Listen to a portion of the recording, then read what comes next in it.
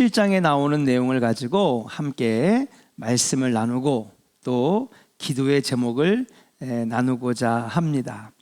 사무엘 상하는 주로 사울 왕과 다윗의 관계, 또 다윗이 왕이 된 이후의 이야기들을 다루고 있는 것이 바로 사무엘 상하라고 말씀드릴 수 있는데요.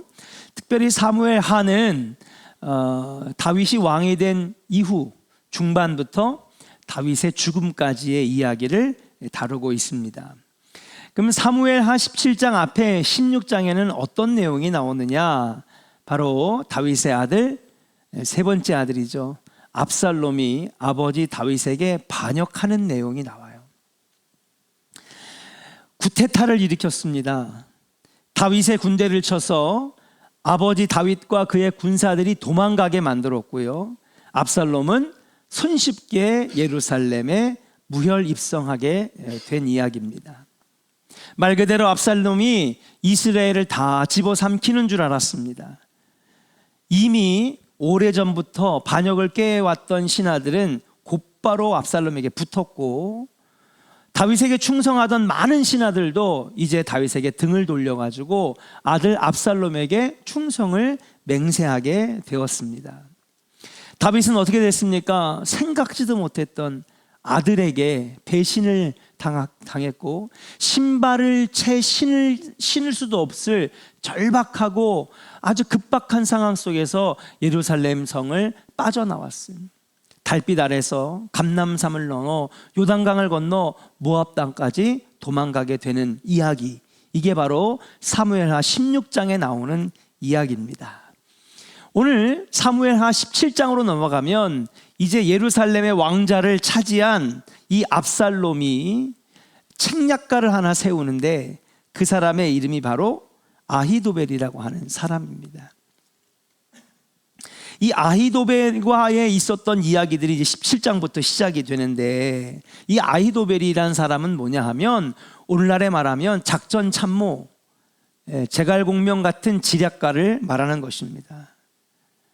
그가 첫 번째 내놓은 지략은 뭐냐 하면 바로 예루살렘 성을 점령한 압살롬 왕이요, 당신은 이제 다윗의 후궁들을 당신의 침대로 불러들여 가지고 그들과 함께 잠자리를 가지십시오. 갑자기 뜬금없이 지금 승리에 도취되어 있는 압살롬에게 이 지략가가 얘기를 하는 겁니다. 다윗 왕의 후궁들을 압살롬의 침대로 불러들여 그와 잠자리를 하게 된 그 사실을 일부러 백성들에게 흘리는 거죠. 무엇이냐? 바로 다윗은 이제 끝났구나. 다윗은 자기가 사랑했던 이 후궁들 여자들 하나 지키지 못하고, 여러분 얼마나 모욕감과 모멸감이 들겠습니까? 다윗의 침대에 함께 잠자리에 들었던 이 후궁들을 아들이, 소위 말하면은 이게 관련이 있을지 모르겠지만 어머니 뻘들이잖아요. 나이 차이가 얼마 되는지는 모르겠지만 그런 여인들을 다 불러들여 이 아들이 잠자리를 같이 하니, 이 소식을 들은 다윗은 아마 왕자의 자리를 뺏긴 것뿐만 아니라 자신의 여인들도 아들에게 여러분 잡혀 들어가 강제로 잠자리를 하게 된 것에 너무너무 분노하고 모멸감을 느꼈을 거예요. 백성들은 이 사실을 안 다음에 다윗은 끝났구나, 힘이 없구나, 이걸 알리는 계기가 되는 사건입니다.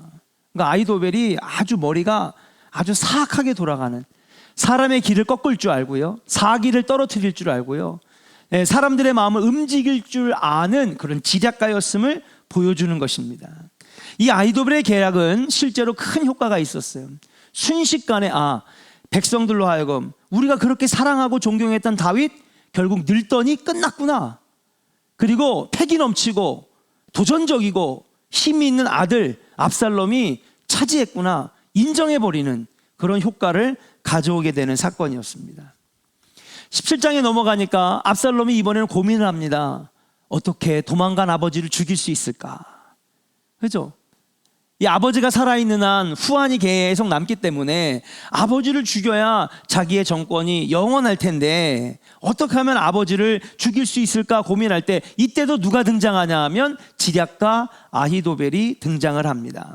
그리고 압살롬에게 이렇게 제안을 해요. 우리 같이 17장 1절을 같이 한번 읽어보겠습니다. 같이 읽어요. 시작. 아히도벨이 또 압살롬에게 이르되 이제 내가 사람 12,000명을 택하게 하소서. 오늘 밤에 내가 일어나서 다윗의 뒤를 추적하여. 네, 2절도 한번 읽어볼까요? 시작. 그가 고나고 힘이 빠졌을 때에 기습하여 그를 무섭게 하면 그와 함께 있는 모든 백성이 도망하리니 내가 다윗 왕만 쳐 죽이고. 그래요, 여러분. 자, 앞에를 보세요. 이게 굉장히 지금 뛰어난 그 계략을 지금 세운 겁니다. 그게 뭐냐 하면 지금 다윗이 혼비백산하여 신발도 못 신고 도망갔을 지금이 바로 왕을 죽일, 아버지를 죽일 절호의 기회입니다. 왜냐하면 도망 다니느라 정신이 없고 아들에게 배신당했다라고 하는 이 좌절감과 모멸감 때문에 지금 아버지 다윗은 마음이 슬프고 뭔가를 재정비할 수 있는 마음이 아닌 거예요. 아히도벨은 그런 사람의 심리를 너무 잘 알았어요. 그러니 지금 빨리 나에게 12,000명의 군사를 선발하게 해주십시오. 내가 이들을 데리고 가서 지금 정신없는 당신의 아버지를 찾아다가 내가 죽이겠습니다. 누가 봐도 아주 이해 가능하고 아주 훌륭한 계략입니다. 물론 나쁜 계략이죠. 아버지를 죽여야 되는 것이 사악한 계략입니다. 그러나 군사적인 입장에서 볼 때는 정말 가장 약할 때 치는 것이 가장 좋은 계략 아니겠습니까? 거기다가 이 아히도벨이 뭐라고 얘기하냐면 지금 도망 다니느라 피곤한 다윗을 급습하는데 가서 누구만 죽이냐고 그래요? 누구만 죽이냐고? 다윗 왕만 쳐 죽이고 라고 얘기해요. 그리고 3절에 보면 나머지 다윗을 따랐던 신하들하고 군사들은 그냥 살려주자는 거예요. 자, 왜일까요? 다윗을 죽이고 난 다음엔 다른 사람들도 같이 죽여버리면 나라의 공백이 커지니 이 사람들은 자비를 베풀어 살려주면 이제 누구에게 충성하겠냐는 거예요. 압살롬에게 충성하겠다는 거죠. 그냥 폭군이 아닙니다. 무조건 나쁘게만 계략을 짜는 사람이 아니라 아히도벨은 사람의 마음을 움직일 줄 아는 아주 지략이 뛰어난 여러분 사람이었다는 사실이에요. 그래서 왕만 죽이고 다른 군사들과 따랐던 신하들을 살려주면 이스라엘의 사기를 떨어뜨리고 민심을 압살롬에게 돌리는 그런 좋은 이중의 효과를 얻을 수 있는 아주 탁월한 책략이었어요. 누가 봐도 이거보다 더 좋은 책략은 없을 거라고 하는 사실이에요. 죽임을 당하지 않은 다른 병사들은 아마도 압살롬에게 자기에게 자비와 그리고 살려준 은혜를 베푼 것에 오랫동안 충성할 것이 아주 분명했기 때문에 말 그대로 아히도벨의 계략은 100점 만점의 계략이라고 볼 수가 있는 것이에요. 자, 그런데 문제는 이제부터입니다. 자, 그렇게 기세등등하게 사악한 마음을 가지고 그것도 다른 나라의 왕도 아니고 같은 나라의 다른 pit줄이 섞이지 않은 게 아니라 아버지를 죽이는 폐륜적인 죄악을 저지르는 이 압살롬을 하나님이 두실까요? 가만두시지 않을까요? 가만 안 두시는 거죠. 그래서 다윗과 하나님은 반전을 준비하십니다. 오늘 이야기는요, 여러분, 이 성경에서도 몇 안 되는 아주 반전의 이야기, 반전의 사건이라고 말씀드릴 수 있어요. 자, 제가 에스라 강해 때 두 번째 시간에 여러분들에게 이렇게 얘기했어요. 하나님이 일하시는 방법이 있어요. 첫 번째는 누구를 통해 일하신다? 사람을 통해 일하시는 거예요. 자, 그 사람을 통해 일하실 때는 어떤 방법으로 하시느냐? 사람의 마음을 감동케 하고요, 사람의 마음을 움직이셔서 그 사람을 통하여 여러분 하나님의 일을 하게 하시고 하나님 나라의 역사를 만들어 가시는 거죠. 근데 하나님은요, 선한 사람의 마음만 움직이시는 게 아니에요. 우리 손명옥 집사님 마음도 감동케 하고 박삼매 권사님 얼마나 참 착하고 선해요. 예, 그 마음을 감동케 하시고 이런 방법도 있지만 하나님은 때로는 악한 사람의 마음도 움직이신다는 거예요. 누구의 일을 이루시기 위하여? 하나님의 일을 이루시기 위하여. 그래서 하나님은요, 이번에는 압살롬의 마음을 움직입니다. 우리 같이 한번 말씀을 찾아볼게요. 자, 5절이에요. 같이 읽겠습니다. 시작. 압살롬이 이르되 아렉 사람 후세도 부르라. 우리가 이제 그의 말도 듣자 하니라. 예, 여러분 그 앞에 4절에 보니까 아히도벨의 이 여러 가지 계략을 들어보니까 너무 좋은 계략이에요. 그 4절에 다 뭐라 그러냐면 압살롬과 이스라엘 장로들이 다 그 말을 옳게 여기더라 그랬습니다. 너무너무 좋은 계략이니까 이거보다 더 좋은 100점짜리 계략은 없으니까 다 만장일치로 좋다고 했어요. 자, 그러면 뭐 하면 돼요? 실행에 옮기면 되잖아요. 그런데 갑자기 5절에 그냥 아히도벨의 계략으로 하면 되는데 5절에 갑자기 압살롬도 누구도 부르자는 거예요. 아렉 사람 후세도 부르자는 거예요. 갑자기 마음에 변화가 일어났어요. 아히도벨이 지금까지 구테타를 일으키는 모든 거 다 도와줬고요. 모든 아이디어와 계략들을 다 제공해서 지금 압살롬이 왕자의 자리에 차지했는데, 그럼 이번에도 아히도벨을 믿고 아히도벨의 계략대로 하면 되는 건데 갑자기 야, 아렉 사람 후세도 한번 불러볼까? 이 마음 누가 주셨을까? 하나님 주신 거예요. 악한 압살롬에게도 하나님 마음을 움직여가지고 하나님의 일을 하시는 거죠. 그 증거가 어디 있느냐? 우리 14절 한번 같이 읽어봐요. 14절 같이 읽겠습니다. 14절 시작. 압살롬과 온 이스라엘 사람들이 이르되 아렉 사람 후세의 계략은 아히도벨의 계략보다 낫다 하니 이는 여호와께서 압살롬에게 화를 내리려 하사 아히도벨의 좋은 계략을 물리치라고 명령하셨음이더라. 그래요. 하나님도 보시기에 아히도벨의 계략이 좋대요, 안 좋대요? 하나님 보시기에도 아히도벨의 계략이 너무 좋은 거야. 이것 봐라, 이거 아히도벨이 이거 사악한 놈인데 계략이 너무 좋은 거예요. 작전이 너무 좋은 거예요. 하나님이 야, 이거 안 되겠다. 내가 사랑하는 아들 다윗을 내가 잃어버리겠구나. 안 되겠다. 이 좋은 계략을 빨리 물리치게 해야 되는데 어떻게 하면은 이 다윗을 죽게 되는 이 좋은 계략을 물리치게 만들 수 있을까? 그때 하나님 급하게 압살롬의 마음을 움직이신 거예요. 그래서 누구를 찾게 했어요? 아렉 사람 후세도 찾게 하신 것입니다. 그래서 다른 지략가 아렉 사람 후세를 압살롬이 부릅니다. 자, 그럼 후세가 누구냐? 후세는 원래 다윗 왕의 여러분 책사 지략가였어요. 말 그대로 작전 참모. 다윗과 함께 수많은 전투를 함께 했던 사람이었고요. 그의 충성스러운 신하였고 친구이기도 했습니다. 압살롬은요, 마음의 변화가 생긴 거예요. 야, 그래, 아히도벨의 계략 나도 찬성이고 수많은 이스라엘 장로들과 관료들이 다 좋다고 얘기했어. 그런데 갑자기 그 마음에 하나님 움직이신 거죠. 야, 그래도 아렉 사람 후세도 저기 보이는데 쟤한테도 한번 물어볼까? 저 사람은 아버지와 함께 수많은 전투에서 다 승리로 이끈 지략가 아니냐? 응? 그런 사람이 지금 나에게 붙어 있는데 저 사람의 계략도 한번 들어보면 어떨까 하는 마음을 하나님이 넣어준 거란 말이죠. 하나님은 압살롬에게 후세를 생각나게 하여 그를 부른 것입니다. 그러니까 압살롬이 물어봐요. 아니, 당신은 아버지 다윗의 친구 아닙니까? 왜 아버지와 함께 도망치지 아니했습니까? 그러니까는 아히도벨이 이렇게 대답을 해요. 내가 다윗을 섬겼던 것처럼 이제는 그의 아들을 섬기겠습니다. 충성을 맹세하는 얘기를 들으니까 압살롬이 신이 난 거예요. 야, 아버지의 친구도 아버지를 버렸구나. 나한테 충성 안 된다. 그냥 기분이 좋아가지고 여러분 후세의 말을 막 듣는 겁니다. 압살롬은 그의 말에 안심을 하게 되고 듣기 시작을 하죠. 그런데 여러분 이걸 알아야 됩니다. 사실은 후세는 누가 심어놓은 사람이냐?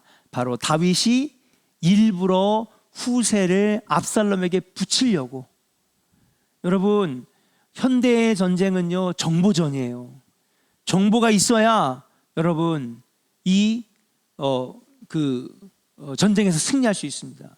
그래가지고 여러분 이 2차 세계대전 때는요, 서로의 그 통신들을 도청하느냐고 엄청나게 많은, 그러면서 여러분 무선통신, 유선통신이 엄청나게 발전한 거예요. 사실 어떻게 보면 인류의 역사는 전쟁 속에서 발전합니다. 첨단 과학 기술도, 전화라든지 유선, 무선 뭐 이런 통신들도 사실은 그 2차 세계대전 다 발전돼요. 왜? 뭐 하려고요?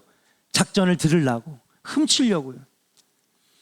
마찬가지입니다. 정보가 있어야 되는데 다윗이 일부러 압살롬에게 심어놓은 사람이 바로 후세였다는 거예요.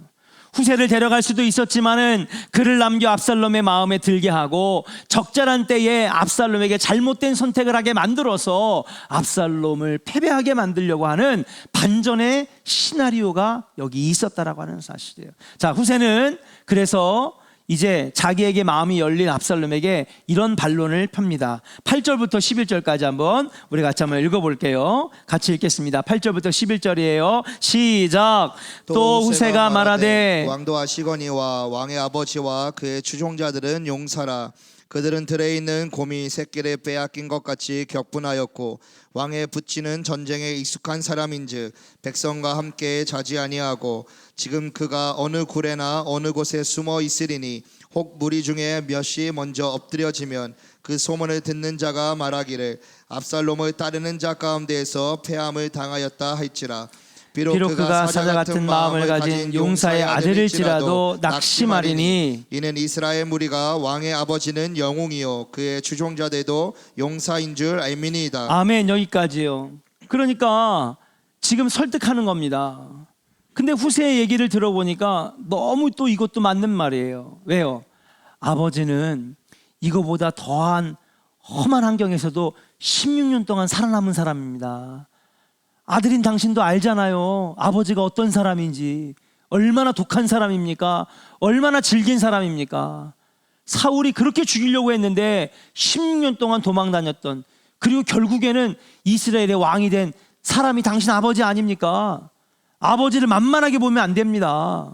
그리고 두 번째, 혹시나 12,000명을 데려가 가지고 아버지를 죽이려고 하지만 아버지는 절대로 평생을 이 광야 땅, 엔게디 사막이랑 모압 땅에 도망 다닌 아주 이골이 나는 전문가입니다. 그러니 분명히 아버지는 자기 군사들과 안 잘 겁니다. 그리고 군사들도 다 떨어뜨려서 이 동굴 저 동굴 저 골짜기 이 골짜기에다가 다 흐트러 잘 겁니다. 멍청한 짓을 왜 합니까? 급습당하면 몰살당하는데. 그러니 섣불리 쳐들어갔다가 거기서 우리 군대가 몇몇이라도 패하게 된다면 금방 소문이 나가지고 당신의 압살롬의 군대는 사기가 떨어질 겁니다. 그러면 사람들이 뭐라 그러냐? 아버지는 진짜 영웅이고 아들은 그것 때문에 낙심했다라고 하는 소문이 퍼지면 금방 사기가 떨어질 겁니다. 그리고 결정적인 거 11절 한번 읽어봐요.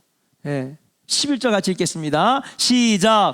나는 이렇게 계략을 세웠나이다. 온 이스라엘을 단부터 브에세바까지 바닷가의 많은 모래같이 당신께로 모으고 친히 전장에 나가시고. 그래요. 친히 어디가 나가라는 거예요? 그래요. 쪼잔하게 남의 그 시키지 말고 당신 직접 가서 아버지를 직접 처단해야지 당신을 백성들이 진짜 왕이라고 인정하지 않겠습니까? 뒤에서 그냥 지시나 하고 손가락질이나 하고 명령이나 하면 백성들이 따르겠냐는 거예요.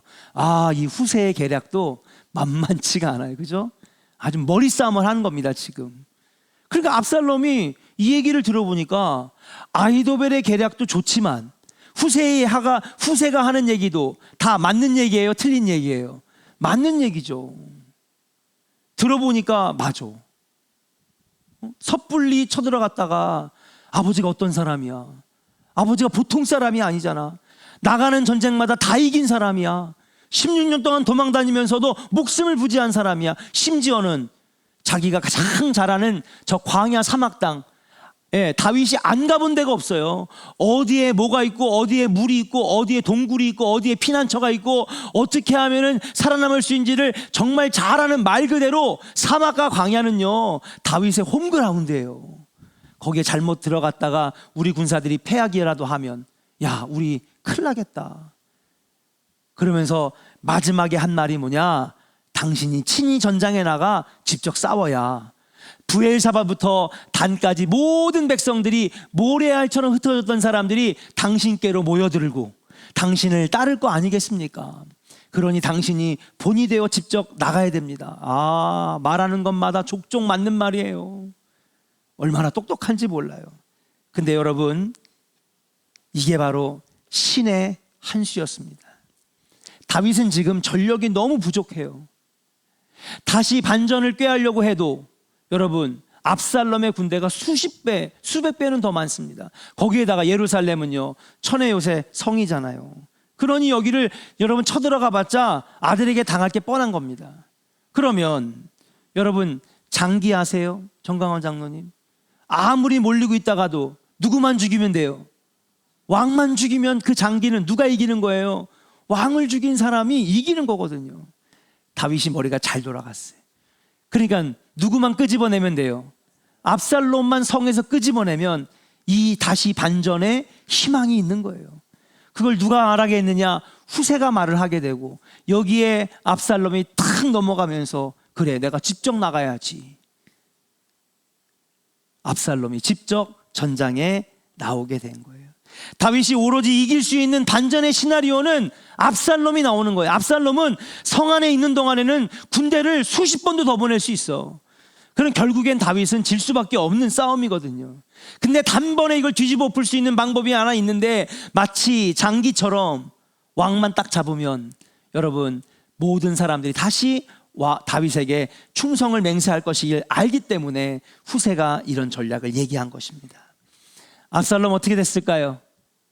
후세의 말을 철썩 믿고 직접 군대를 끌고 나가 다윗의 군대와 맞서서 싸우다가 압살롬 어떻게 됐습니까? 목이 잘려 죽는 처참한 최후를 맞이하게 되고, 3개월 만에 다윗은 자신의 성으로 돌아오게 되었다는 사실이에요.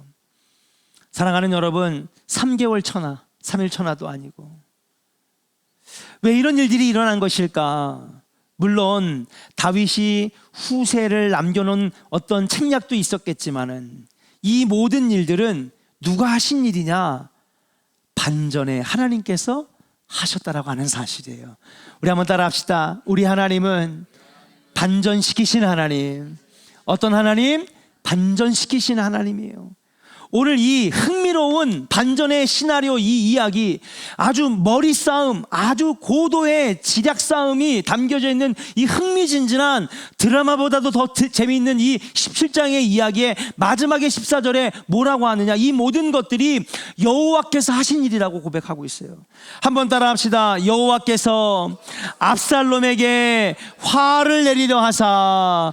할렐루야. 예. 사악한 마음을 품고 아버지를 죽이려고 했던 패륜적인 죄를 저지른 압살롬에게 화를 내게 하시기 위해서 후세도 준비시켜 놓으신 거고, 후세에게 좋은 계략도 생각나게 하신 것이고, 압살롬을 성에서 빼오게 하신 것도 이 모든 일이 누가 하신 거냐? 여호와 하나님이 하신 거라는 거죠. 저는 오늘 이 말씀을 읽으면서 바로 이 단어가 생각났어요. 반전시키신 하나님. 사랑하는 여러분, 우리 하나님은 반전의 하나님인 줄로 믿습니다. 오늘 이 사건은 성경에서 매단되는 대반전의 이야기.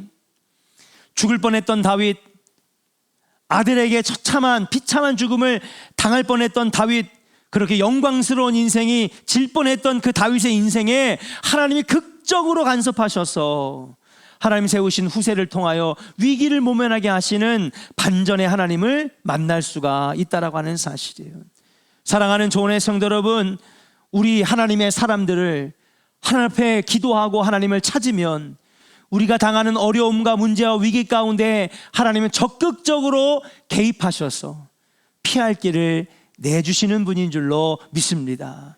그래서 여러분과 함께 나누고 싶은 말은 뭐냐? 하나님 어떻게 반전시키시느냐? 그 첫 번째 반전의 방법이 뭐냐? 따라합시다. 피할 길을 주시는 하나님. 무슨 길을 주신다고요? 피할 길을 주신다는 거예요. 고린도전서 10장 13절을 같이 한번 읽겠습니다. 같이 한번 읽어봐요. 시작. 사람이 감당할 시험 밖에는 너희가 당한 것이 없나니 오직 하나님은 미쁘사 너희가 감당하지 못할 시험 당함을 허락하지 아니하시고 시험 당할 즈음에 또한 피할 길을 내사 너희로 등이 감당하게 하시느니라. 아멘. 따라합시다. 시험 당할 즈음에 어떤 길을 내서 피할 길을 내신다는 거예요. 네, 다윗에게 시험이죠. 그냥 다른 적군들이 쳐들어왔으면 이건 시험이 아닌데 누가 자기를 배신했어요? 사랑하는 아들이 자기에게 목에 칼을 겨누었잖아요. 그 아버지의 심정이 얼마나 비참하겠습니까? 마음이 무너져 내리는 거예요. 내 인생이 무너져 내리는 순간이잖아요. 그때 하나님께서는요 어떻게 하셨느냐, 고린도전서 10장 13절의 말씀처럼 피할 길을 내주셨던 거예요. 그래서 너희로 능히 감당하게 하시는 능력을 주신다라고 하는 사실이에요.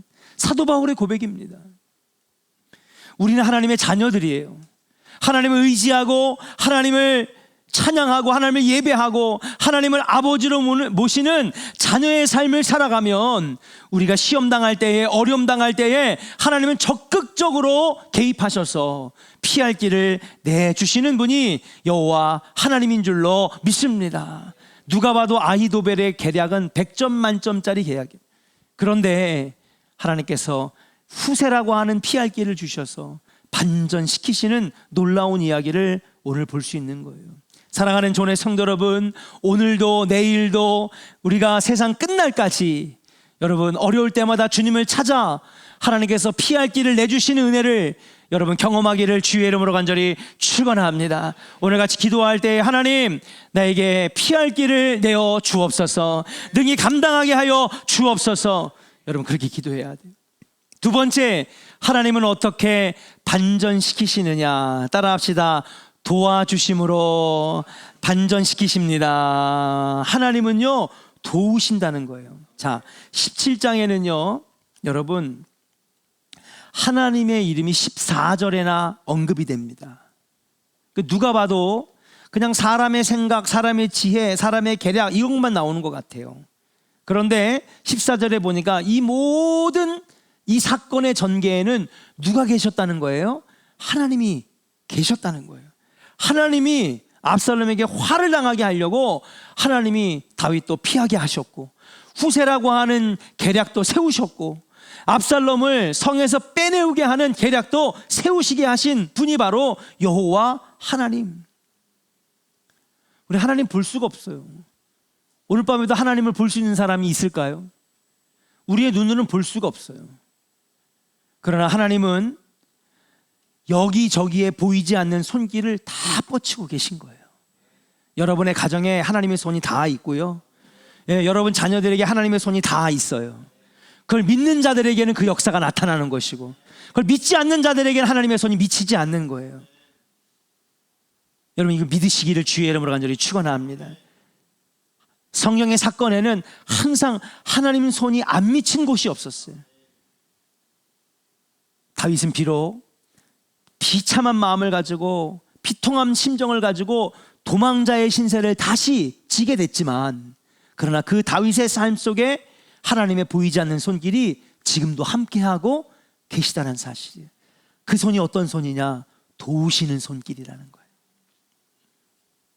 시편 121편 8절 9절에 보니까 이렇게 하나님 말씀하고, 그래서 다윗이 이렇게 고백하고 있는 거예요. 우리 이왕 시편 121편 8절 9절 얘기가 나왔으니까 우리 같이 한번 8절 9절 같이 한번 읽어볼게요. 시작. 여호와께서 너의 출입을 지금부터 영원까지 지키시리로다. 9절이요.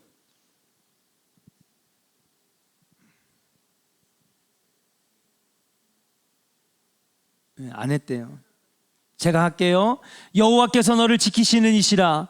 여호와께서 내 오른쪽에서 내 그늘이 되시나니 낮의 해가 너를 상하지 않게 하시며 밤의 달도 너를 해치지 아니하시리로다.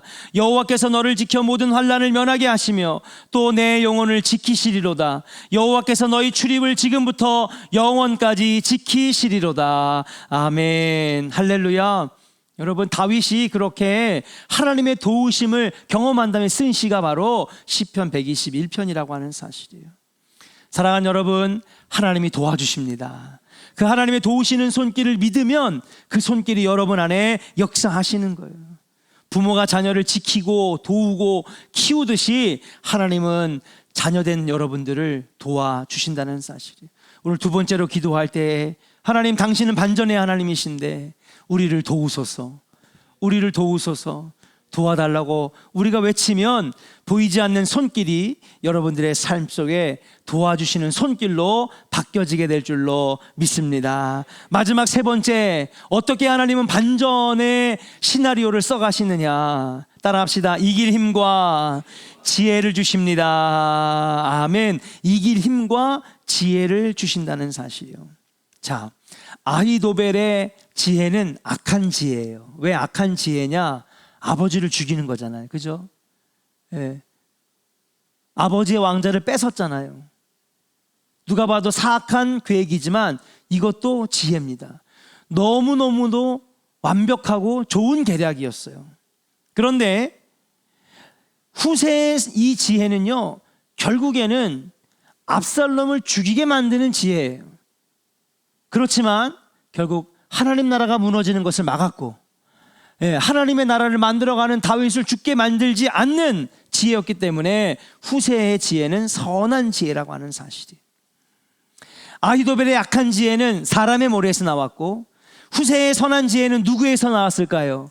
하나님에서 나온 거예요. 하나님에게서 나온 생각과 하나님에게서 나온 지식과 하나님께서 나온 지략들은 선한 열매를 맺게 되는 줄로 믿습니다. 여러분, 우리가 기도할 때 하나님, 사람도 얼마든지 지혜로운 아이들을 꺼낼 수 있어요. 그렇지 않아요? 우리가 살아가면서 경험도 있고, 그죠? 공부도 하고 지식도 쌓고 정보도 있으면 사람 머리에서도 지혜로운 아이디어들이 많이 나와요. 그런데 그것이 나쁜 열매를 맺을 수도 있고 누군가에게는 피해를 줄 수도 있는 거예요. 그 여러분, 머리가 좋은 사람들은 아주 그냥 뭐 수천억 원, 몇조 원의 여러분 사기를 치잖아요. 그것 때문에 엄청나게 많은 백성들이, 평범한 사람들이 피해를 당하잖아요. 뭐 이렇게 루머가 맞는 말인지 모르겠지만 나라의 정부에서 한번 비트코인을 한번 싹 무효화시킨 적이 한번 있었어요. 근데 그때의 그 비트코인, 그럼 누군가는 돈을 냈을 거 아니에요. 자기의 현금을 내고 비트코인을 샀을 거 아니에요. 그럼 그 비트코인 사면서 거기 있던 현금은 어디 갔냐는 거예요. 그 알고 보니까 북한의 해킹 단체가 와서 그 돈을 싹 다 빼갔다는 거예요.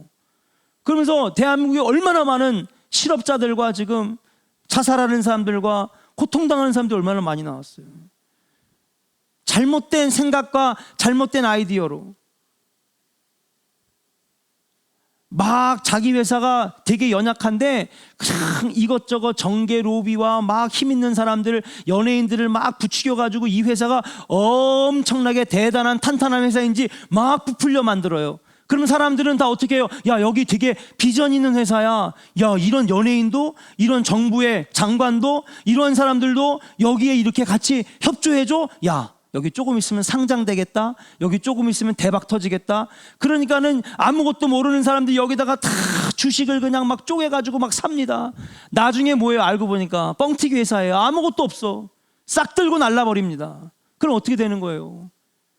조그마한 희망을 가지고 샀던 그 주식을 샀던 그 많은 사람들이 다 그냥 망하고, 그냥 1, 20만 원 넣었으면 말도 안 해. 야, 이거 대박이야. 5배 터져, 10배 터져. 그러니까 여기저기 영혼까지 싹 다 끌어모아가지고 5천만 원, 1억, 2억을 만들어 갖다가 그냥 주식을 샀는데 나중에 다 휴지 조각 되는 거 아니에요. 상장 폐지되고. 사람의 생각은요, 좋은 열매로 이어지지 않을 때도 많이 있어요. 그러나 하나님 주신 지혜는 반드시 선한 열매를 맺는 줄로 믿습니다. 우리 한번 선포할까요? 하나님 주신 지혜는 반드시 선한 열매를 맺습니다. 아멘입니까? 사람에게서 나온 지혜는요, 여러분, 악한 열매, 누군가에게는 피눈물 나게 하고 누군가의 마음을 아프게 하는 열매를 맺을 수도 있어요.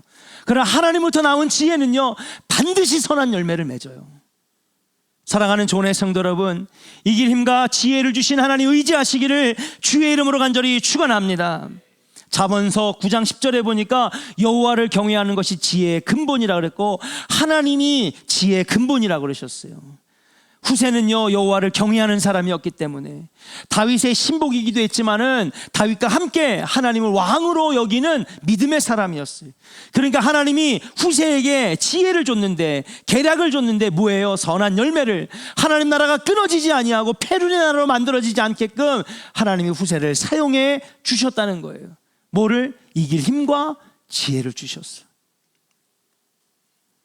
사랑하는 존의 성도 여러분, 오늘 기도할 때 하나님, 우리가 얼마든지 우리의 머릿속에서도 지혜가 나올 수 있고 좋은 계략도 나올 수 있지만은 하나님, 하나님의 지혜를 더 의지하게 하여 주옵소서. 오늘도 내일도 하나님 주시는 지혜로 살아가게 하여 주시옵소서.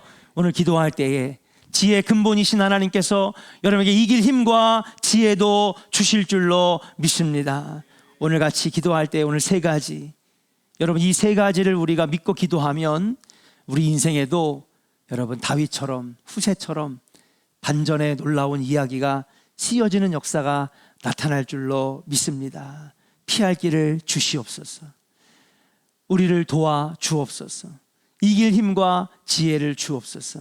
같이 찬양하고 오늘 반전의 하나님 의지하면서 이 세 가지를 놓고 뜨겁게 기도하다가 자유롭게 집으로 귀가하도록 하겠습니다.